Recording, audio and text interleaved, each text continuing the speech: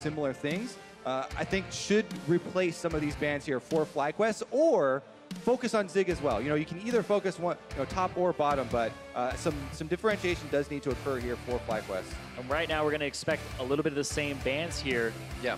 Come through. I feel like that as much as you didn't want to expect it. But the Kennen is because they want to play a tank top laner for FlyQuest, so take away something that destroys the tanks, and you'll have a better time there. But yeah, I feel like Phoenix1 will just go with the Shen, Rengar, and Camille again. And this is a Graves instead of a Kha'Zix ban here from FlyQuest. So this signals to me that FlyQuest want to have Moon on a bit more proactive of a jungler to actually bring maybe some CC to the early skirmishes and really equip them to get off a snowballing strategy here, because that's where FlyQuest usually finds a lot of their success. It's with punchy, quick moves early in the game, and then catching people off guard with objectives.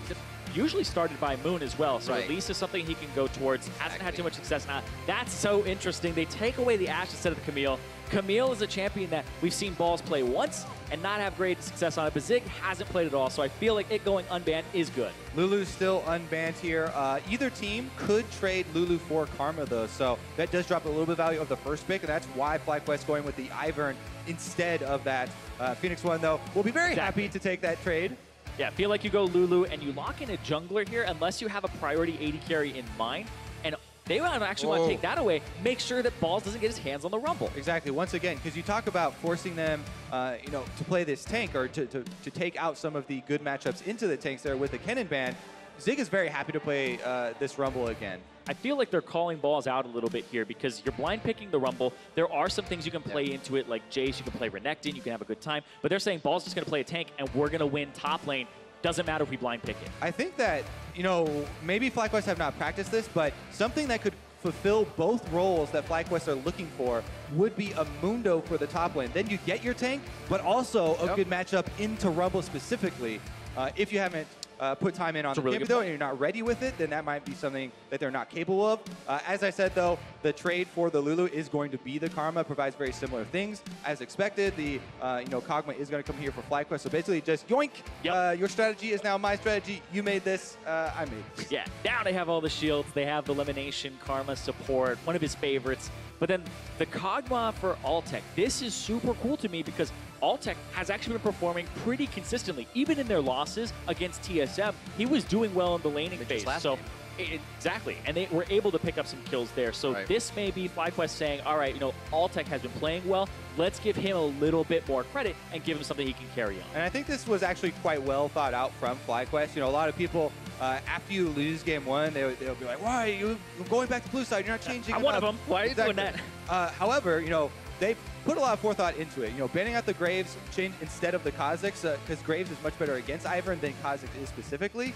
And there are definitely, I like the changes that they've gone for. We'll see how they followed up in phase number 2, though, as more of those mid lane bans have come through. The Orianna we talked about being most played for both those guys, and the Fizz is for both top and mid lane. We've seen all of these guys use the champion. Exactly. Could free you up to play a Syndra here and not have to worry about the Fizz. You would still have to worry about the Echo, but I feel like you wait for that mid lane counter pick and go with an AD carry here because you already know what you're playing up against in that bottom lane. And actually, another thing to kind of throw in here is we've seen Karma flexed around a lot now. Can play the mid lane, so it could possibly be a Karma mid here. Jhin, not one of the best synergies with Lulu, but will be the choice here for Arrow for the lane versus the Kog'Maw. And again, Balls onto that tank. Going to go into the same matchup. Now, one of the reasons that it got so poor for FlyQuest was a big part of the early invade and all those kills going over super early. Now, this time around, Zig probably as well will have the pushing priority, but FlyQuest do get the roaming threat for high here with that Talon that they do prioritize. 1 minute now for the teams. Switch it around, figure out what they want to run in each lane. Ryu picking up the Syndra this time versus FlyEye's Talon. Jungler intervention coming from a Kha'Zix on the side of P1. And finally, Ivern picked up on the side of FlyQuest here. Just to trade in those champions, but also the separation of the Kog'Maw and the Lulu. We see the importance of that coming into this series altogether. Yeah, a lot less crowd control this time around for Phoenix1 on their side. So especially reuse Syndra, and landing those pass-through stuns does become very important. You want to set up things like Rumble to be able to get a lot of mileage out of those ultimates. And looking at the two compositions, FlyQuest is about protection for Altec, but also roaming for high. And then you look at what P1 have, it's pretty much pick across the board here. You want to find somebody out of position, you can get them with a Jhin ultimate, lay down a Rumble ultimate to start those fights off. You want those long-range picks where you can blow somebody up. Exactly. Rumble Ultimate and Syndra Stun are two of the best tools that you can use against a low mobility AD carry like Kog'Maw to try and keep him in place. That being said, it is going to require a better execution here from Phoenix1 to pull off this composition than in game number 1.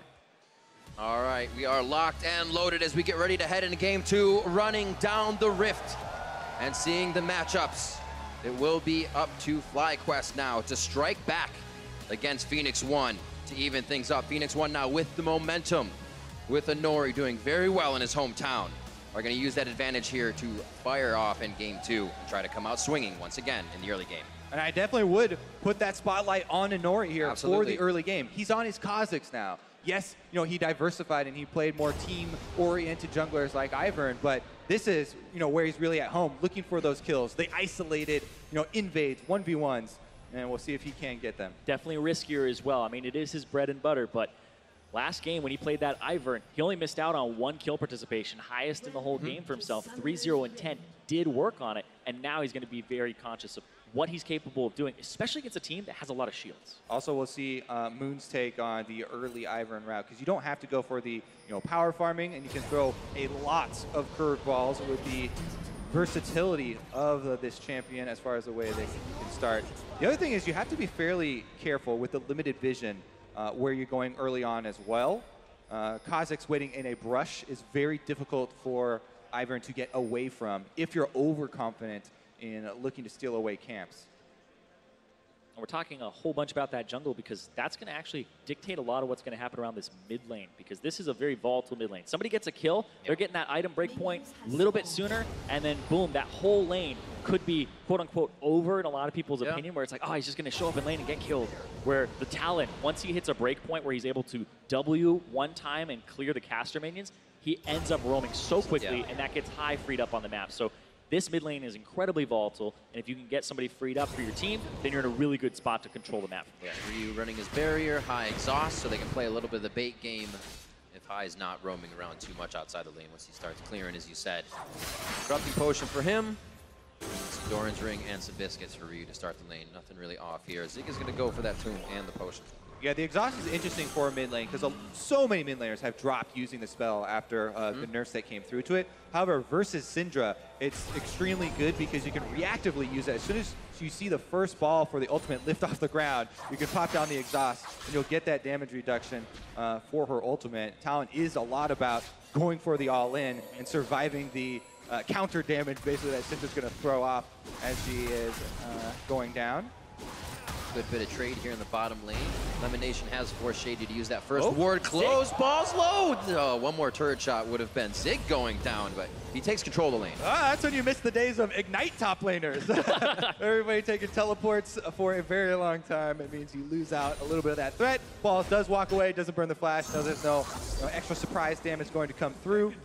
This is a little bit more scary than the first time around for him, though. And also, Zig didn't get greedy. Could have possibly gone for a flash auto attack to try and finish him off, but decides, I've already won the lane, and he's going to just heal up, and we'll be fine. A little bit more, 33-37 this game for P1. We're looking for the comeback already. There it is. I mean, there's so much veteran power on FlyQuest. A lot of these guys are incredibly popular. I mean, High talked about retiring after he won Challenger, and he's still being competitive, and that's why people love him so much. That, as well as the play style. Not to mention the surprise picks, the Mordekaisers and Shakos and things that they use, but the never say die attitude of the team and the gutsiness, the willingness of High to go for low risk, or I mean, low percentage plays, high risk. Here we go, though. Jungler's first interaction as Inori, only half health, going to have to cede control of the river over to Moon, who should be able to clear out that ward. Yep. speaking to that story as well, a lot of respect to be given to both of these teams for kind of where they've come with the creation of new members. We see a lot of new members being brought onto teams and not playing out, but both of these able to get into that top 6 right away. Yeah, definitely. Phoenix1, even though they have had probably the most success of bringing in the import slots for their team after this super hyped up split of imports all around, the other teams not finding nearly as much success. Arrow, Ryu fitting in very well here with the squad. And then you go into P1's kind of mid-season drama where they had subs back and forth in support and jungle. Now they finally said, these are the 2 guys that we're going to be running right now. These are who we're going to stick with. And that sets them up for summer moving forward. And if they get the championship points here, you're potentially looking at a team, if they make the finals next split, that they may qualify on points. So here we go. Mid laner and jungler working together as High pushes Ryu in. Moon has the confidence to channel. You can just channel right in front of the enemy. Your smite will guarantee that you win this fight. It's not even fair. And he is able to steal away those all-important Raptors and the extra experience. And you look at what he did there. He's like, all right, it's about 4 minutes and 25 seconds. Let's just start heading over there when the second round of Raptors comes up. So, yeah, the respawn time depends on how quickly you clear the camp. All of the small camps will respawn 1 minute and 40 seconds later. And generally, the Graves and the Kha'Zix are the 2 of the quicker clearing on the Raptor camps. You got to get there a little bit earlier. Yeah, it's kind of like Graves, Kha'Zix, Elise, Rengar. You pretty much expect them to start on those Raptors with Elise from their mid laner, and so you can predict their next few minutes, and especially when they come back to those Raptors. Everybody wants to do them for that EXP boost. Yeah, that's really the only small camp that you do time. A lot of the other ones, not cared about as much, as this has been the season of Raptors. Ooh. Might be a mismatch back here. Lemonnation low on mana. Altec actually went for the Vampiric Scepter and a Longsword and then said, I just want the Cutlass, no potions to go back to lane. So if anything happens, luckily P1's backing, so he'll have free time to actually just farm this up and possibly go back and get those items. Yeah, definitely good news for FlyQuest this time around. Their bottom lane doing much better. Altec does get that early back for the Cutlass, but here comes the Serrated Dirk from Arrow, and you do have to respect the upfront lethality here. And one of the reasons we haven't seen a lot of Jhin is he got nerfed in some of the slows and duration on his ultimate, but then you also look at Deathfire Touch nerf, and the fact that he doesn't build that pretty much OP item that people are going for in the Blade of the Ruined King. Does have the Warlords now, though, for some sustain, and it's total AD since 7.6, and Jhin has a lot of that, so he'll be healing for a decent amount, and you can kind of control it with that third shot to get to your 4. High Moon classic combo. Got those autos at range from his brush. Throws out Daisy into the brush, though. They are going to be able to figure out what's going down, and the teleport is stopped from Zig. Yeah, but used. It's interesting that FlyQuest make the call to just take the teleport advantage rather than answer and look for a completed kill onto Ryu. Didn't even go for there. There it is, though. Flash resolve. That's a kill for somebody. They're just waiting, and they say, let's put it on a platter for High. Patience, patience, my friend. Lemonnation with the classic roam up mid here. Able to get that one. Ignite and Flash were both used, so bottom lane should be notified, but definitely well worth it for FlyQuest. Exactly. Great for Lemon to actually show up and use the summoners here to get onto Ryu, because now there's an advantage for High, a big one as well. And by the way, look at the mini-map. He walked through that ward in the river, roamed straight up through it, and then even afterwards, ping goes down on that ward from Phoenix1. So gotta pay a bit of attention to that. Now High will have flash advantage. He has a Storm Raider Surge, so once he does burst, he's able to stick on you. And so High does have to actually kind of push that advantage for himself, or at least threaten.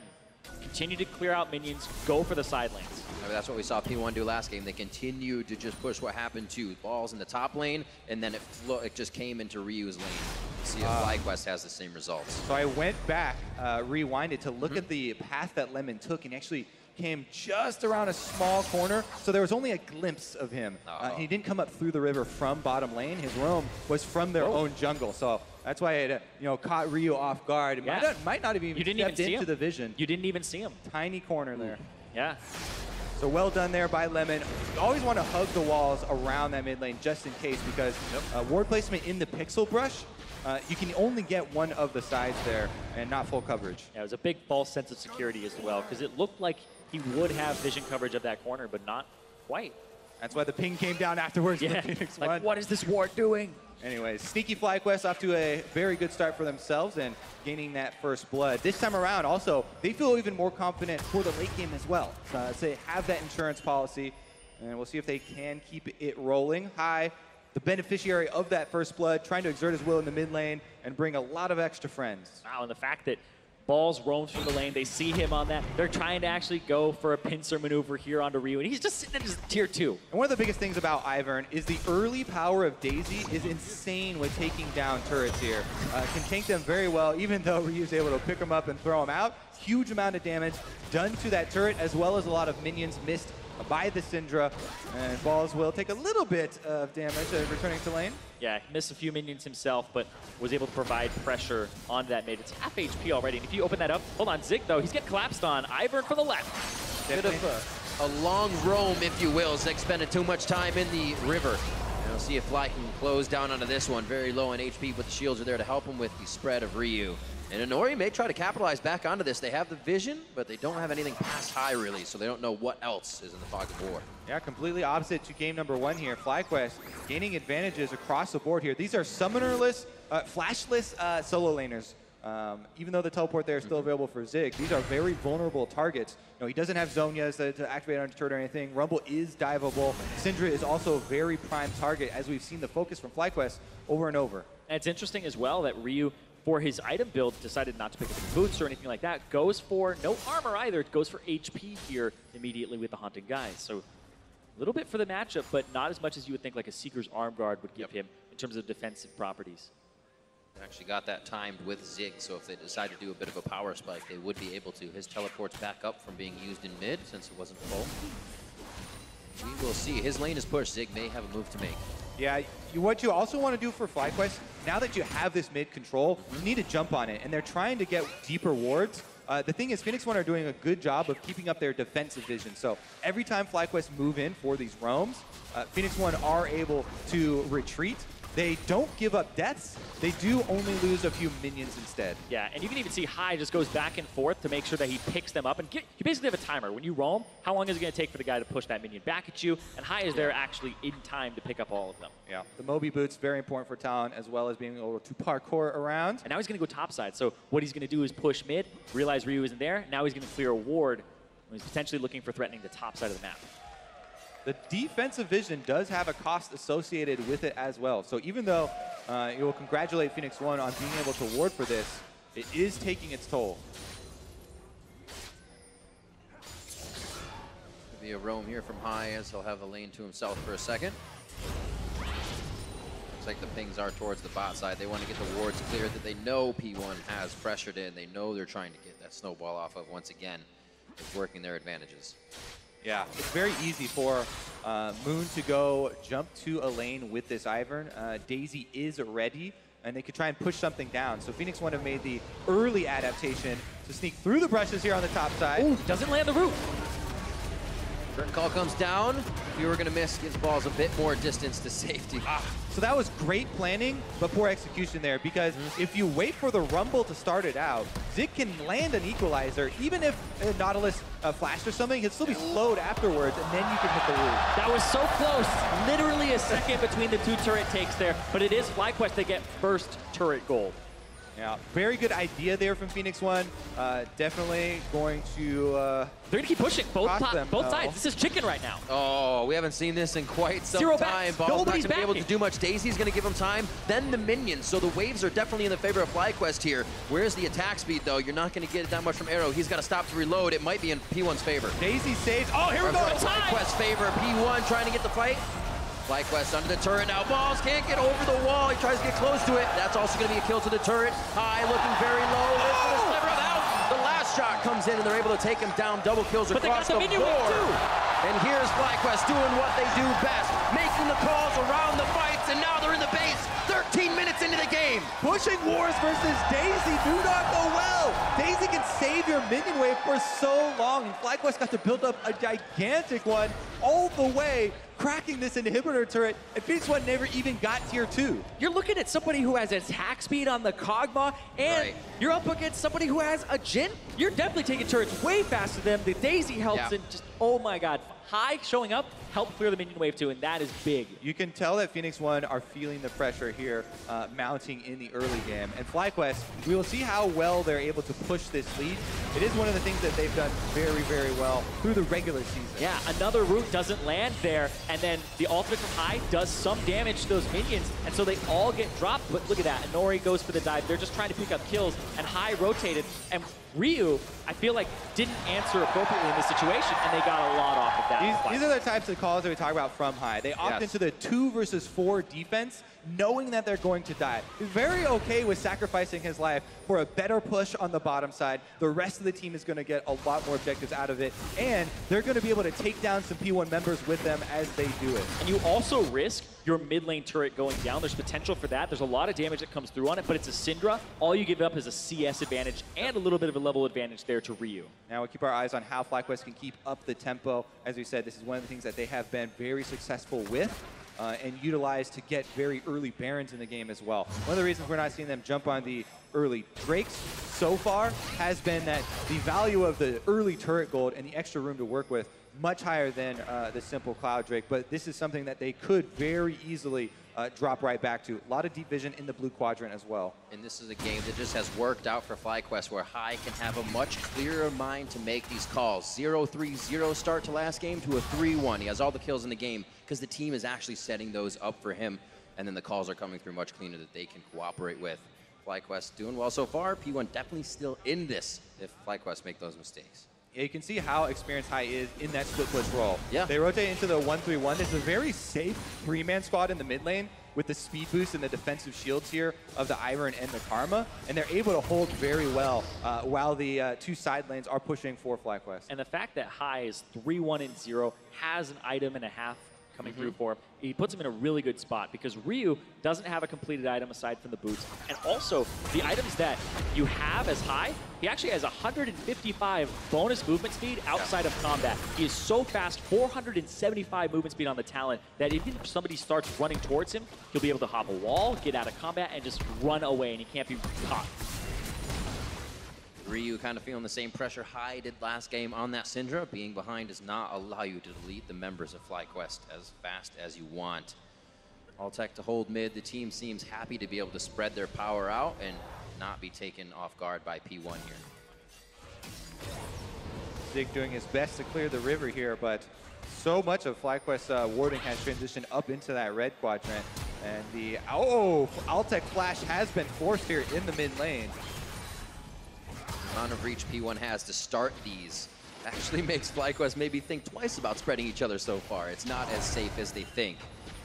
And we see the ultimates coming out very fast for P1 whenever they can get themselves back into this game. They are ready to pull the trigger. Ryu as well to the side lanes to start clearing things up. He's getting a pretty good CS lead on High for things that didn't happen in lane. He's trying to make up for it. Yeah, FlyQuest, the turret is in their eyes, but as well the retreat back to the Drake is definitely a very big option for them. Here comes the flank. Balls on the top side, you can see. Looking for his point click. It's the 1-3-1 into the collapse for 5 to try and get a brief, swift moment on that turret. You maybe pick somebody else in rotation. Definitely worth, taking this Drake down for FlyQuest just to get them churning and get more of them respawning. But they keep up the pressure mid, and they have no eyes for the Drake. It's like, nah, it's Cloud Drake, just leave it. High already has like huge diminishing returns and out of combat movement speed already. Doesn't need any more. You can always go faster. But yeah, they'll pick it up in a second. They're about to go for it. He'll have the bot lane push that has to be respected by P1, so they'll start to spend someone bottom here. And Balls has pretty much been able to keep Zig top. P1 hasn't been able to put the forward wards they were last time for any teleports for Zig. It's always FlyQuest's portion of the map. Wherever they're moving, they own it. And it's been allowing them to control this game much, much better. Just 15 minutes from now, basically last game, it was won by P1, so we are in a much different course of action here.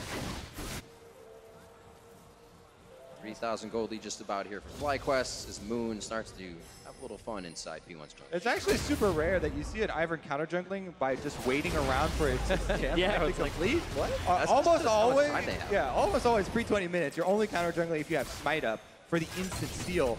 But that's just how much control they have on that bottom side. High going for the roam. Yeah, speaking of counter jungling, trying to catch Zig with his hand in the cookie jar, but he gets away with the blue buff. Bad. Inori is going to be able to secure theirs as well. Be a nice guy and hold it for Ryu, maybe? Nope, never mind. Nope.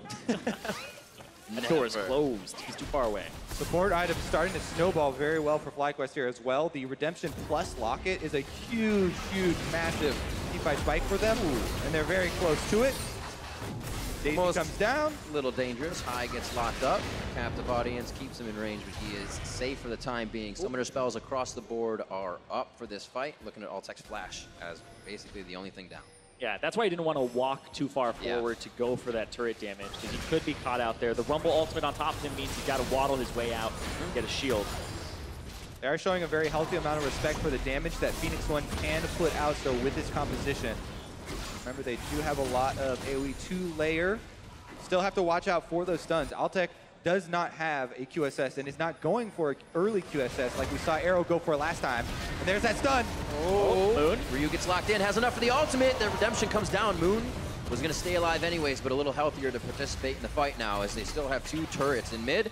P1 tries their hand at an engage. And FlyQuest make the call to keep high split pushing. Now he's coming around for the flank behind them, so Phoenix1 have to be very careful. But it's a potential flank, right? He feints like he's going to go do it, so they back off. Now he's on that turret alone on top, and they can push out mid-wave a little bit, or at least make sure that their mid-turret doesn't take a whole lot of damage. Meanwhile, Phoenix1 are not just sitting there. I mean, they've got bottom lane pushing as well. Ryu goes for the recall to try and join the rest of the team, and balls will rotate down to the bottom side. So FlyQuest chipping away here. 4 turrets to 1 for themselves, getting a lot of territory. And not a lot of it has been fights, the way we usually see him do it. Pick one off, get the guy low health, P1 will make it out alive, but you're going to lose a turret. You're going to lose more of the map, and FlyQuest will start to suffocate the entire thing. The Locket coming through is very big for their team fight, and the Infernal Drake that's coming up next will be very explosive here if they are able to get that one. Definitely securing a lot of that power. The Locket is so good with Redemption just because not only do they does it get the bonus for the shielding, but also you get your early stop to any panic damage that's coming through and wait for the Redemption to fall down. Gives you that confidence that you can stay in the area long enough for the extra heal, and it's just so much area control. Yeah, that little buffer of time so you can wait for it. Right now, we're almost at the point where we have a 2-item Kog'Maw. Altec is getting up there right now. He's about 500 gold up over Arrow. It's not much. Most of this leads in that mid, but Shady. This mid turret's super low, and they're going to start going for a siege here. Daisy is ready. They can just pop the Daisy, lay down some more brush, and a little bit of flanking here from Zig, though. They still are very worried about the combo. Rumble Ultimate plus Syndra stun. Yeah, and immediately you see FlyQuest. They push, and then they go back to their lanes. High up to the top side, so they're kind of trying to run P1 around the map here and play with the vision a bit because they have control of the river for about 3/4 of it here, or even the entire river, I would say now, for FlyQuest. Yeah, I would definitely expect some sort of answer to that stun to come out for Altec, whether it be the QSS, you know, or Mikhail's or whatnot for FlyQuest side, and they do not want to risk it until they're sure their Kog'Maw will survive. Interesting here from Lemonnation. He goes for an Ardent Sensor build first, as opposed to going for the Redemption. He has an Ivern on his team, so kind of taking care of that third support item you really want to protect the Kog'Maw composition before he starts going for those items like the Redemption. It's really nice. It feels super good as well. Altec will be able to get a little bit better positioning and helps him kind of delay his build to, like we're saying, that Quicksilver Sash. May not make it any more safer depending on how P1 play it, but he'll have a bit more HP in these fights getting it back. Now it's 5 turrets to 1, and you can see P1 trying to go for a desperation engage. I don't think this will work. Zig is too far away. Interesting. It was also by Zig coming up. Could have been the equalizer to throw it down right in front of the turret. Yeah. Curtain called down now. That's a lot of pressure, and High, dude, like throw it around in the jungle. Oh, that's the stun down. And he's running away because Inori is nearby. That's a fast Talon. Yeah, they're happy with the upper hand in every situation. That's good. Low mana on Ryu as well, so the slowly mounting pressure here from FlyQuest, getting them some more territory. And that Infernal Drake that I mentioned before is coming up in 45 seconds. The vision setup for FlyQuest, now that mid-turret is down, is incredibly trivial.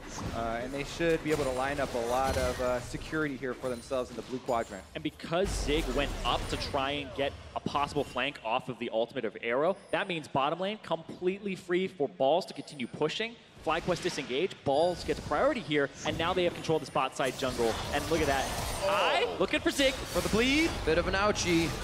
He's going to have Scrap Shield to come back up, give the team the equalizer, but he has to be careful about the re-engage. Depth charge can go through the entire team. I don't know if FlyQuest wants it as they start to back off. Lemmonnation's a bit too far away. Yeah, all they need is that chunk. Now they can go for the Infernal Drake. Unless Zig teleports in, I don't see Phoenix1 actually looking for any sort of contest here. They've been chunked out and they're battered here, so FlyQuest in a very secure spot. Once they're done with this, top lane will be ready to be pushed again. P1 should shove that out a bit, so they'll have ways to clear. Just things are falling into place for FlyQuest. After this dragon, they'll have somewhere to go. Bot lane's pushing, so they don't have to worry about it. And time to back if they need it here. They're setting things up very nicely. I feel like this is a way that they do or are able to beat teams when P1 gets to the late game and they haven't gotten their items or the fights they want. It's hard to strategize like the team running around you.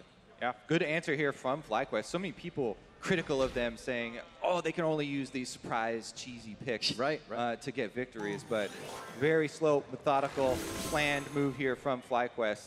And very good execution as well, looking to even up this series 1-1. I think that's a big lesson for FlyQuest on this split. Like, there were some conversations with High where it's like, maybe we tried to experiment a little too hard in the middle of the season too soon, right? And so they almost lost their position in playoffs. It was by about a game or two where it was almost FlyQuest not even in the top 6. So now the team's looking at it like, all right, you know, we have our special picks, but let's not go too crazy on these things. And you can see they definitely can play meta. Good to see them still valuing that adaptation as well and coming back very strong. We'll see if they can finish it out, though. A lot of vision here around the Baron. They're working up, and Phoenix1 definitely feeling this pressure, trying to get some back. Yep. Phoenix1 themselves, a team who used the versatility of a lot of champions experimenting to get themselves where they are today.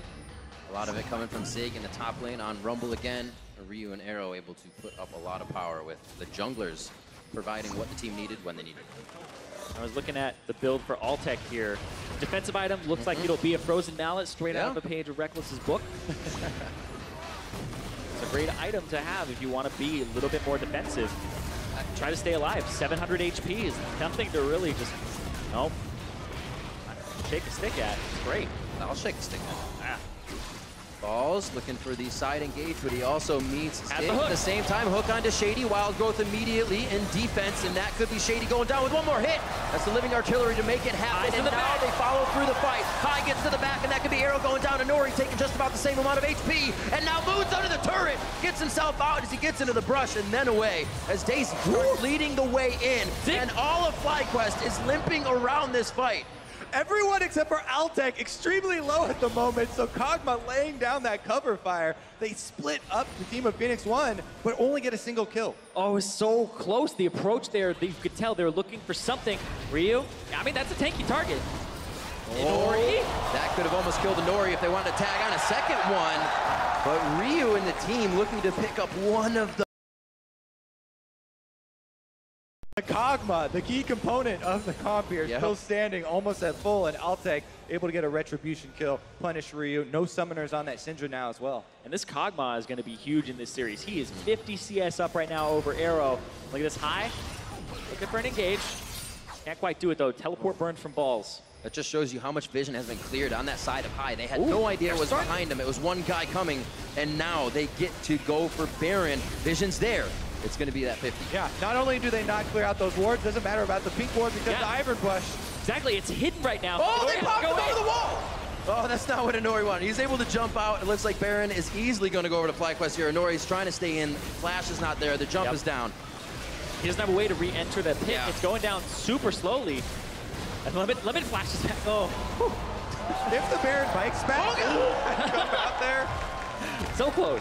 Would have died, but FlyQuest get the Baron and no one dies in it. This is going to give them that huge pushing power. Remember this entire game almost. See this again. Bottom inhibitor is still exposed. Right. Yeah.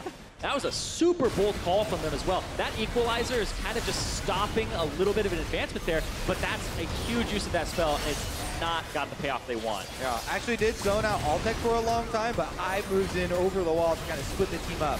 And here, they're able to just barely retreat. Very slim margins for High, Lemonnation, Moon, all these guys just barely living.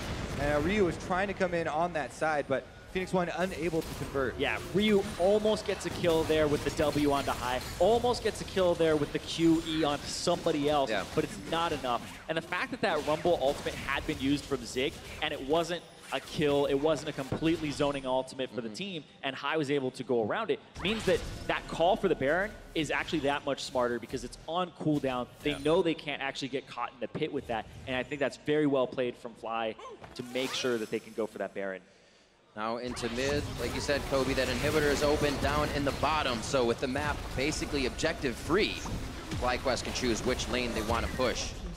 Minion wave down by the river for bot lane, so it's not going to be that just yet, but they make another move in mid, and they have one more second tier turret on the top side. And now we're seeing all of these items come through where I don't know how you're killing this Kog'Maw. We got the Chalice, the Athenes, we have the Redemption, the Locket, you have the Ardent Censer, you have a Frozen Mallet on him, and then you have a Knight's Vow in the top lane. Keep him safe. Enough is enough. Build more damage on the Kog'Maw, please. And then he gets the Quicksilver sound. Yeah, you don't want to see a Hex Drinker next, Kobe? They definitely have the defenses for him covered. Looks like we may be hovering down towards that bot side. It's always very interesting when we used to see these games where the inhibitors would be opened immediately, but the teams aren't actually strong enough to go back into that situation that deep into the enemy side, so you have it wait. It's open almost all game now, 29 minutes in, but we'll finally find a few more hits if FlyQuest can make it into the base. And 52,000 to 45,000 just about for P1 here. FlyQuest looking to use this gold advantage to crack open the base once more. Yep, I gonna get some alone time with that inhibitor. Yeah. And it's just a push and pull here. FlyQuest taking down P1's base. Using that Baron buff, trying to spread him thin. I'll get that one on the bottom, and they'll probably get this mid one too, simultaneously. Giving them the 1-2 punch without really finding any contest here. Middle inhib goes down, High may be able to step up enough, but now P1 can focus all their power. So he's going to request the rest of the team minions as well. 2 inhibitors now as the minions start to pour into the side of P1. FlyQuest very methodical in this game. Yeah, no hesitation from FlyQuest in game number 2. Right back to blue side. Just yoink the Kog'Maw combo here with the shielding support and the Ivern, and easily able to perform pretty much the exact same as Phoenix1 from game number 1. And it's just a strategic dismantling of Phoenix1 in the entire map here. FlyQuest, I definitely feel like that first kill for High set them up huge. Yeah. He got that 400 gold for himself. Lemonnation was able to get both summoners, and then Ryu had to play defensive, and they could constantly collapse as High started to snowball. Key cooldowns out here. Lulu ultimate no longer available on the Phoenix1 side. And even though High used his own ultimate to get it, very low cooldown here for Talon. Mid's about to enter bot lane. Just about it. Gromp should be in the base soon, and 3 of the members now moving forward through the jungle as Moon and High take the strength to the top side of the map. This turret not long for this world as they're about to find themselves again inside P1's base, looking for a game 2 win. And you have about a few seconds here where Inori's running back. Now maybe you can find an engage, but I don't think you want to take it. There isn't really a great opportunity. There's super minions now on your Nexus turrets. You're going to start losing your top side of the map, and the timing has just been all off after Inori got chunked out. Great turnaround for FlyQuest as they come into game 2, shaking off the loss. Zig putting down the equalizer here to put a go for broke fight in front of the last inhibitor turret. And look at all those shields. They take no damage from the equalizer at all. Hit it in the brush. Weren't able to engage it. And it's huge, too, because also the Karma, the Mantra shield, just does so much to neglect or negate the entire equalizer. Basically, speeds you up. It's not like you're slowed, and also you take a lot of that damage. And it's basically a support, taking care of that top lane pick that was so effective for Zig previously, but here goes High in the back. Zig back and forth, trying to draw the blades through, but he doesn't do too much damage. He says, follow me out! Lemonnation comes to try and help and resolve onto Zig. He flashes out of the situation. They're getting a few kills. One onto High. They are able to drop Ryu, though, so the mid laner damage is gone for both sides. Altec here comes Altec, the triple kill, looking for the 4th kill. He's going to get it. Quadra kill for Altec coming into game 2. He wants that as well. Looks for the Nexus, living artillery to the fountain. Will they be able to find it? The King's going to give it to him. Is it a 3rd game Penta? Yes, it is. The Pentakill for Altec on the Kog'Maw. The Vancouver native gets a Pentakill in game 2 to bring it back for FlyQuest. Teamwork perseveres for FlyQuest coming through. Powering up High throughout the game and protecting Altec till the end.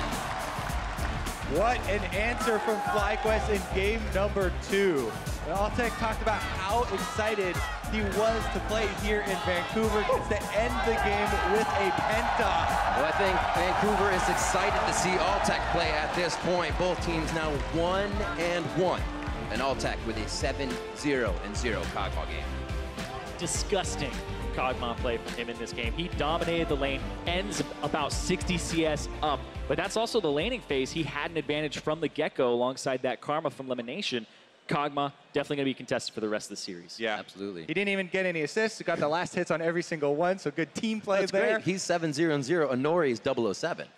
Moon. Oh, Moon. Thank you, Moon. Moon's 007. So these guys are just working together so well, and as well, Moon able to come out with a stronger game this time, taking that Ivern away. Yeah, the Ivern definitely is crucial here, and people have been talking about it for a long time, and why the North American junglers, had not been using it for such a long stretch after jumping in after the European players. But a lot of them were voicing concerns about being counter jungled themselves, and it seems that both the teams have come up with better strategies around protecting their Ivern, more strategies around power farming your own jungle rather than going for risky early plays and then using his power when grouping up early. Exactly. Also, the counter ganks are very good, and the fact that they're able to stay out of kind of the river and go for some lane ganks where you just throw down the Daisy and then you start going for a siege is very powerful. Sieges all day with Daisy. All right, we're going to check in with Freak and the analyst to see what they make of that Altec Pentakill.